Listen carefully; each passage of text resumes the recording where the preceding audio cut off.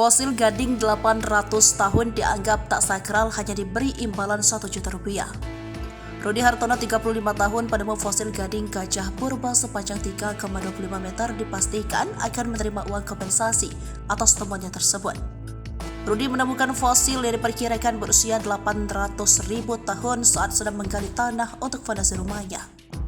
Terletak di Desa Ngebong, Kecamatan Kalicambi, Kabupaten Sragen, Jawa Tengah pada Senin 31 Juli 2023. Kepastian soal imbalan yang bakal diterima Rudi disampaikan langsung oleh Kepala Unit Museum Dayuh dan Pamong Budaya Ahli Situs Sangiran Suwita Nugraha, yang mengatakan imbalan yang akan didapatkan Rudi atas penemuan fosil gading gajah purba itu sebesar 1 juta rupiah.